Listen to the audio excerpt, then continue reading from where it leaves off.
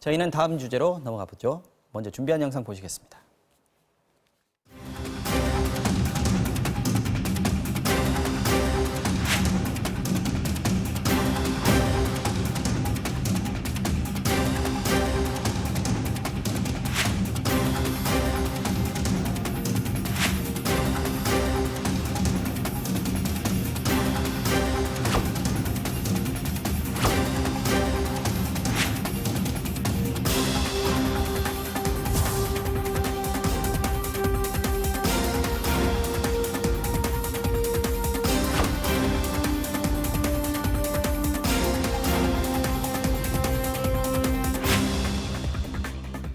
네, 오늘 주목해야 할 다른 이슈들도 살펴보겠습니다. 김한규 변호사 나오셨습니다. 어서 오십시오. 네, 안녕하십니까. 자, 첫 번째 소식은 윤중천 씨군요. 네. 김학의 전 차관 성폭력 사건의 핵심 인물인데 결심 공판이 있었습니다. 자, 검찰이 징역 13년 구형했네요.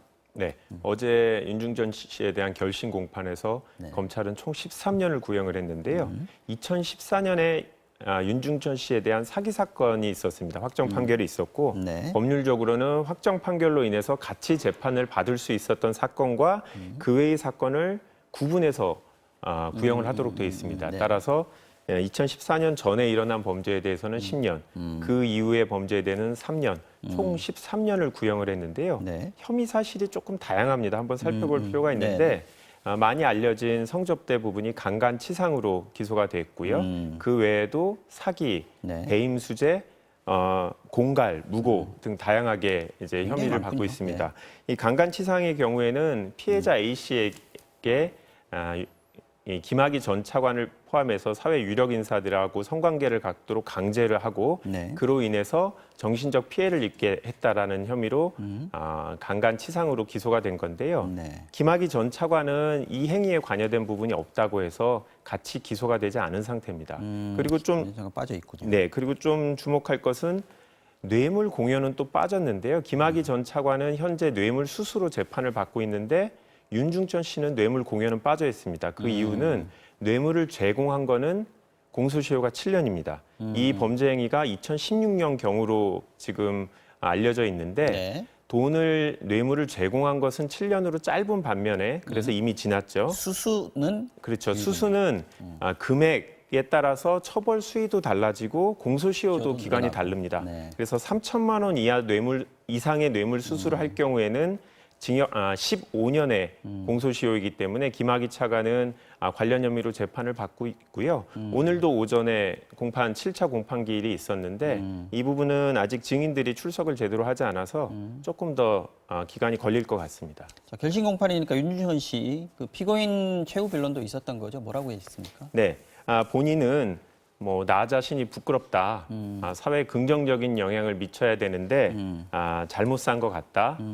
하지만 2013년 수사 당시에 이미 본인은 다 사실대로 얘기를 했는데 그때 한꺼번에 처리가 됐으면 좋았을 것 같다라는 식으로 얘기를 했고요. 반성은 하는데 그때 왜 나를 처벌 안 했냐 그렇죠. 이런 얘기인가요? 예, 네. 변호인은 보다 직접적으로 다 무죄를 주장을 하고 있습니다. 그러니까 성관계 부분에 있어도 강제적인 부분이 없었다.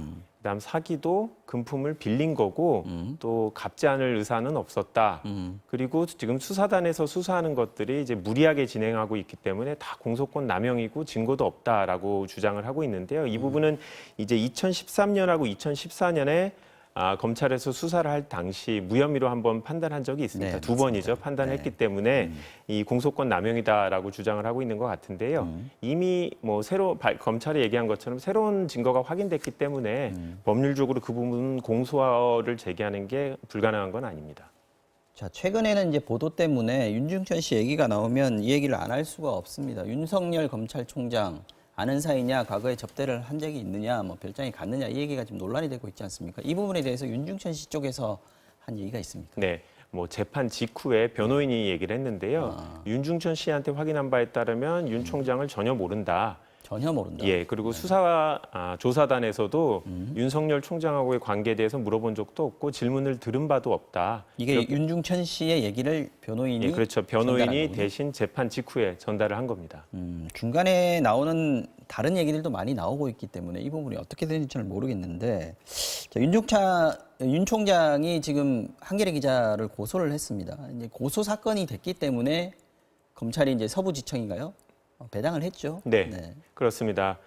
출판물에 의한 명예훼손죄로 한겨레 신문 기자하고 성명불상자, 그러니까 이 보도를 내는데 도움을 준 현재 이름을 알 수 없는 누군가를 같이 3명 이상의 핵심 그렇습니다. 관계자라고 같이 기소를 고소를 했고 이 서부지검 형사 3부에 지금 배당이 된 상태입니다. 서부지검. 이 사건에서는 두 가지가 쟁점이 될 텐데요. 출판물에 의한 명예훼손은 일반 명예훼손과 달리 사람을 비방할 목적이 있어야 되고요.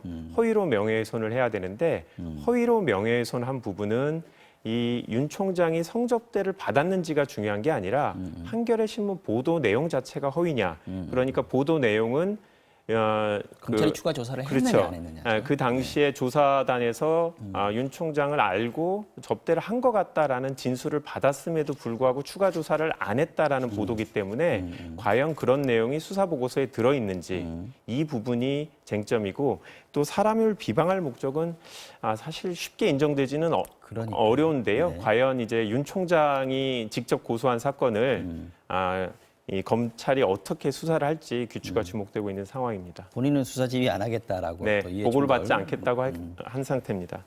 자, 다음 주제는 화성 연쇄 살인 사건 용의자 이춘재입니다. 경찰이 이춘재를 피의자 신분으로 전환했습니다. 이게 공소시효가 다 지난 사건인데 이제 와서 피의자를 입건했다. 이게 무슨 의미가 있습니까? 네.